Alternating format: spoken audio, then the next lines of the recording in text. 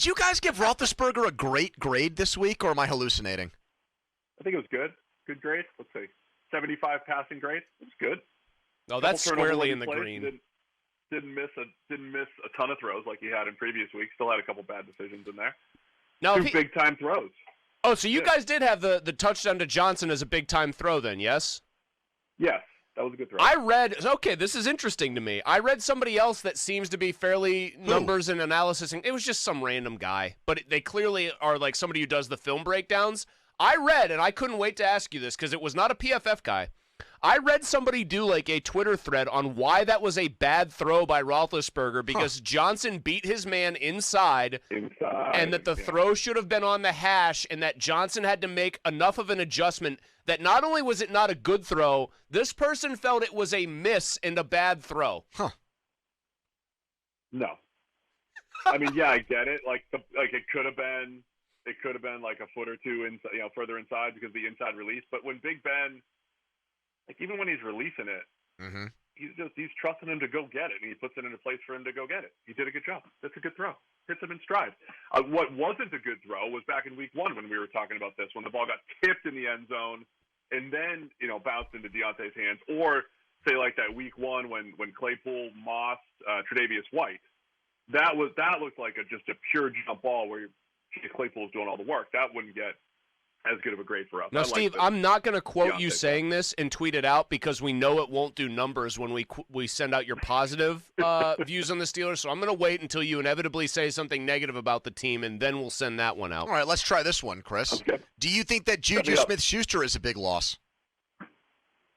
Yeah, I mean, look, I'm all about having more playmakers rather than fewer playmakers out there, and I think when they're all out there together, it's not a bad group. Now, Juju's production hasn't been all that great the last couple of years, and he's been, I think feeding Claypool and Deontay Johnson is a better idea, or even Fryer moves over the middle. So it's not a massive loss, but I'd still rather have him than not have him.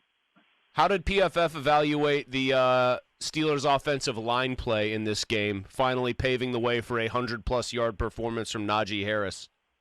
So this was a weird one because the grades themselves weren't that great. Like if you look at the actual room that Najee had and all that stuff, it wasn't really a dominant outing. There was a couple nice runs. They did it on a couple nice plays, but the big runs that Najee had, cut back. It was really, honestly, because we evaluate both sides, it was more about bad run fits, I think, from Denver, and a nice job running by Najee than really dominant offensive line play. I think what the difference was is the Steelers really stuck with it.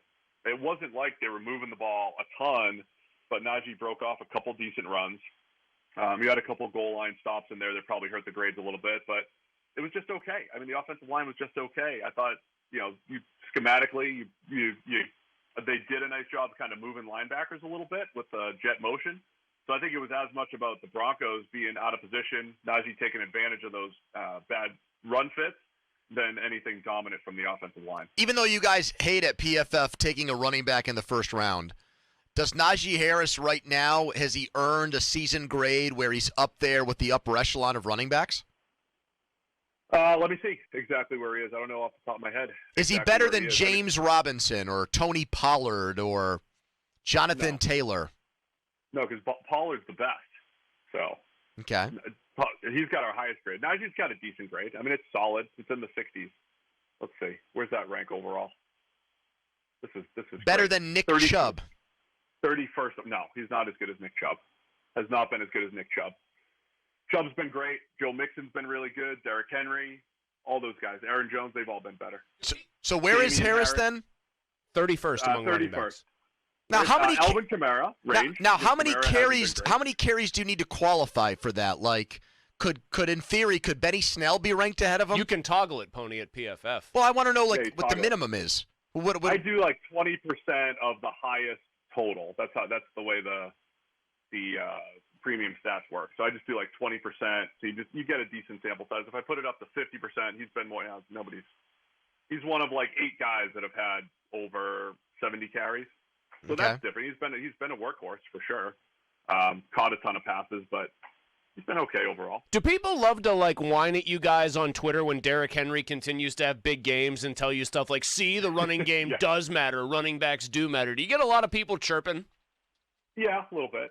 I think Derrick Henry is like the one guy that I might lean towards being the exception. He's just ridiculous, man. He's ridiculous because he does so much of his work after contact and he never slows down.